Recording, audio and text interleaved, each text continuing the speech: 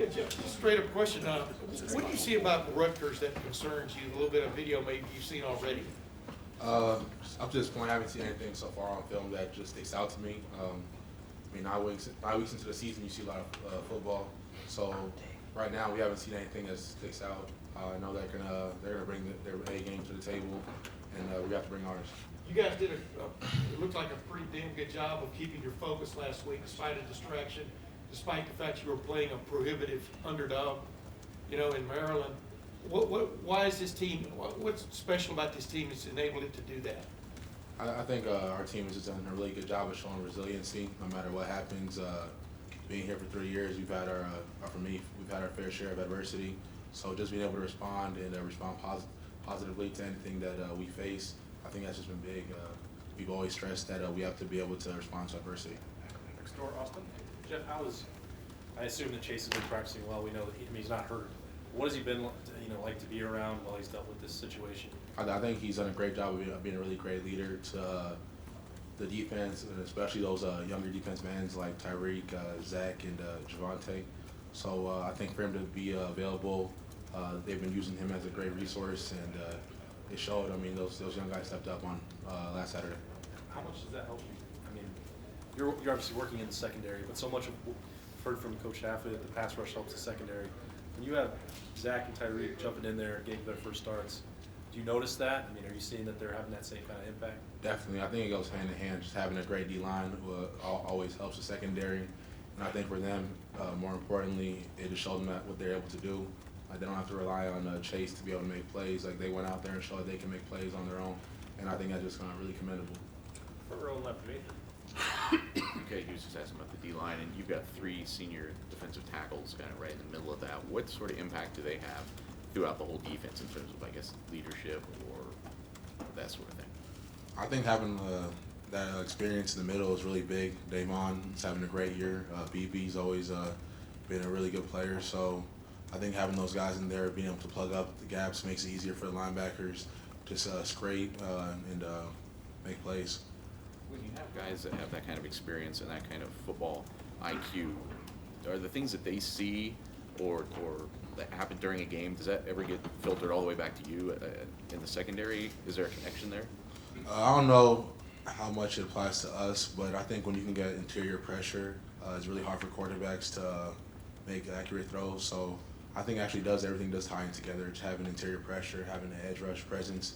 So I know a lot of teams aren't in a position to have both those at their disposal. So for us to have that interior pressure and the edge rush, I think that's big. Far left, Lori.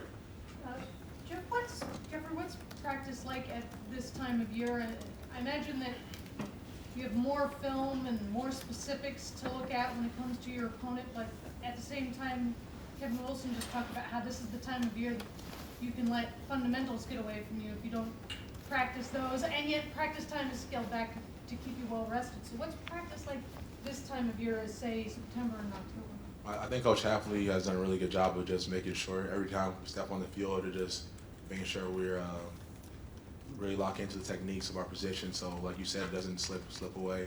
And so every time we step on the field and do our individual drills, we're kind of doing the same thing over and over again, just to kind of drill that into our head, that we have to be really specific in how we maintain our technique.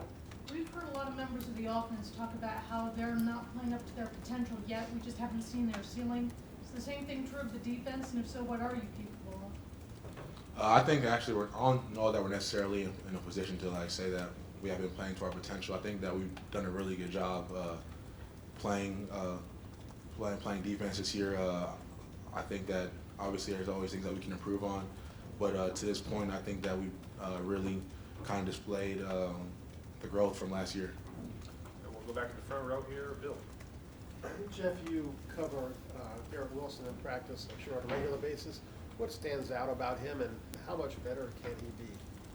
I think what stands out about Garrett is his ball skills. I mean, since I've been here, I haven't seen anyone that kind of possesses those ball skills and how naturally he's able to locate the ball, high point the ball. So I think that just if you look at it,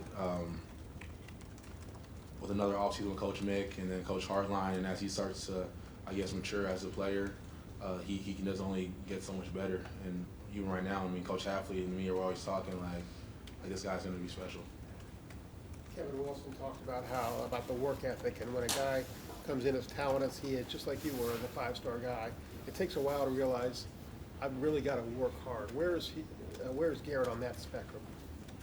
I think Garrett works hard. A lot of the things that he does right now comes natural to him. So I think as the guys, kind of the older guys, branch off and leave Ohio State, he's gonna kind of realize that he has to, with the talent that he has, he's gonna be more in a leadership role. Guys are gonna look up to him, and then when he starts realizing that, you're gonna see him just keep maturing, and he's gonna keep becoming better of a player. Right next door, Joey.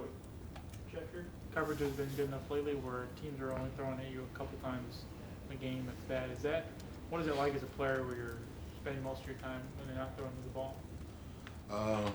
I mean, selfishly, it's kind of frustrating because you want to be able to kind of be more involved in the game, but then I guess when you think about the grand scheme of things and what it does to offensive coordinators and how it limits their play calling, you kind of just have to, I guess, buy into that. And for me, it's kind of about just playing good technique every single snap and lock into my assignment and being detailed. Don't make sure that I do my job and don't try to do someone else's job. When you watch film, how do you kind of evaluate yourself and know you're doing a good job if you're not throwing the ball your way?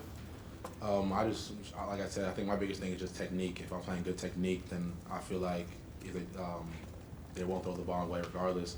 So I kind of just have to be really critical of my technique and make sure that my technique is on point. Third row, Dan. Jeff, just what is it that you think Devon Hamilton specifically has brought to this defense, being a fifth-year guy and the way he stepped up that defensive tackle spot this year? I think what stood out to me is I think his leadership. My first couple years here, I didn't really hear him talk, but now I always hear him be more of a vocal guy, which lets me know he's more confident in the way he's been playing. So I think that having Devon more confident, more vocal, it's been really big on those on that D-line, especially with Chase going down. Yeah, I mean, how big is that you know that, okay, if Chase goes down and Jonathan Cooper can't play, but we still have a guy like Devon who can step up and be that leader for us up front? That's big because it just it kind of helps tie everything into place. The D-line has someone who's vocal, backers have someone who's vocal, and secondary we have guys that'll talk. So when you have guys that can step up for every single unit and be vocal, I mean, it makes it easier for guys to follow. Jeff, I like that sweatshirt. What does that message mean to you? It's kind of what LeBron's uninterrupted, more than an athlete. So I guess just not being one-dimensional, being more versatile, trying to get out there and have more of an impact on this world, and just being considered a football player. Patrick, 247. Oh, I'm good. Anybody else? All right. Thank you, Jeff. All right, you guys take care.